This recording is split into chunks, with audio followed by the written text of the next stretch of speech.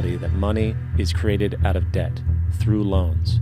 These loans are based on a bank's reserves, and reserves are derived from deposits. And through this fractional reserve system, any one deposit can create 9 times its original value, in turn debasing the existing money supply, raising prices in society. And since all this money is created out of debt and circulated randomly through commerce, people become detached from their original debt, and a disequilibrium exists, where people are forced to compete for labor in order to pull enough money out of the money supply to cover their costs of living. As dysfunctional and backwards as all of this might seem, there is still one thing we have omitted from this equation. And it is this element of the structure which reveals the truly fraudulent nature of the system itself: the application of interest.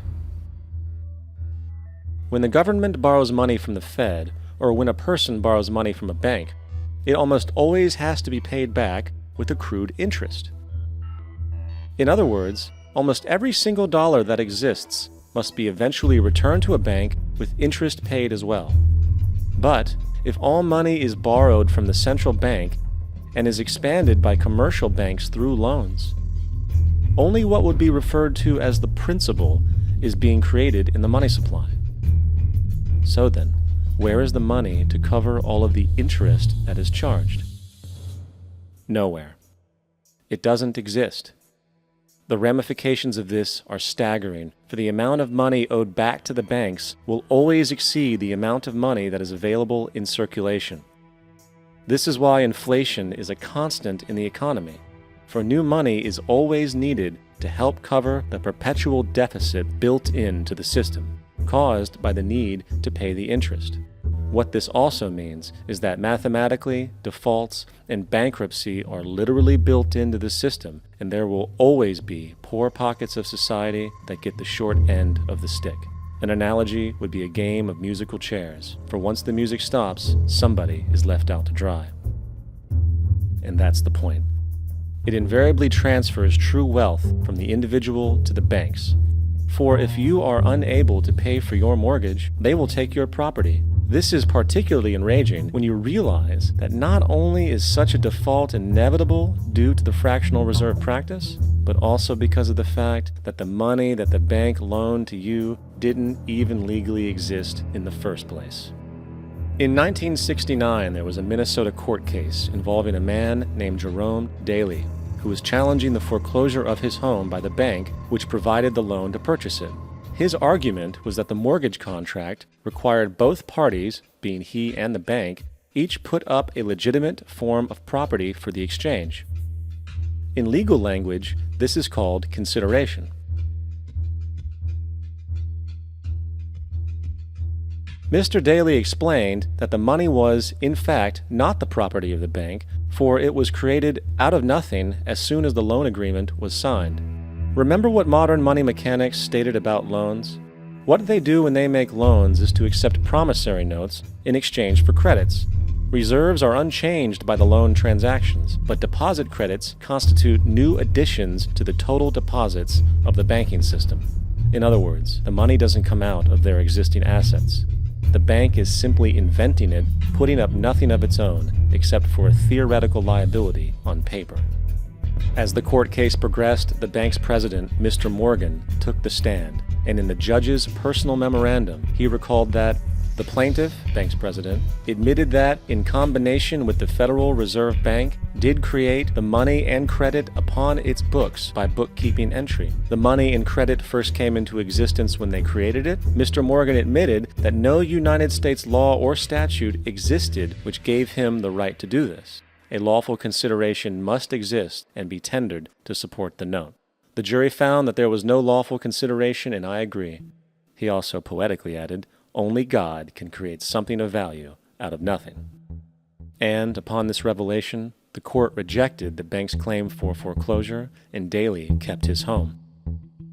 The implications of this court decision are immense.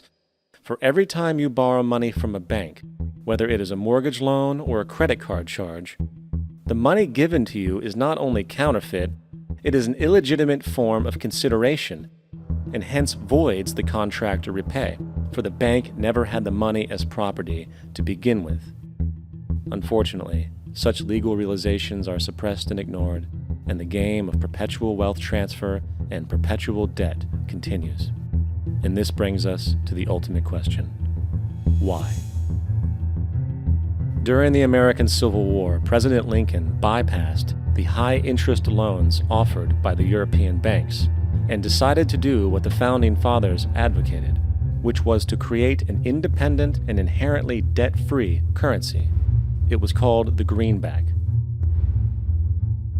Shortly after this measure was taken, an internal document circulated between private British and American banking interests stated, "Slavery is but the owning of labor and carries with it the care of laborers, while the European plan is that capital shall control labor by controlling wages. This can be done by controlling the money. It will not do to allow the greenback, as we cannot control that." The fractional reserve policy perpetrated by the Federal Reserve, which has spread in practice to the great majority of banks in the world, is, in fact, a system of modern slavery. Think about it. Money is created out of debt. And what do people do when they are in debt? They submit to employment to pay it off. But if money can only be created out of loans, how can society ever be debt-free? It can't. And that's the point. And it is the fear of losing assets coupled with the struggle to keep up with the perpetual debt and inflation inherent in the system, compounded by the inescapable scarcity within the money supply itself, created by the interest that can never be repaid, that keeps the wage slave in line, running on the hamster wheel with millions of others, in effect powering an empire that truly benefits only the elite at the top of the pyramid. For, at the end of the day, who are you really working for? The banks. Money is created in a bank and invariably ends up in a bank. They are the true masters, along with the corporations and governments they support. Physical slavery requires people to be housed and fed. Economic slavery requires people to feed and house themselves. It is one of the most ingenious scams for social manipulation ever created, and at its core, it is an invisible war against the population. Debt is the weapon used to conquer and enslave societies, and interest is its prime ammunition. And as the majority walks around oblivious to this reality, the banks, in collusion with governments and corporations, continue to perfect and expand their tactics of economic warfare, spawning new bases, such as the World Bank and International Monetary Fund, while also inventing a new type of soldier, the birth of the economic hitman.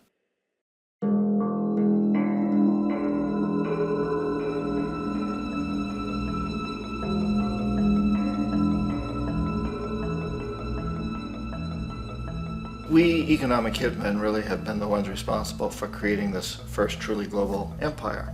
And we work many different ways.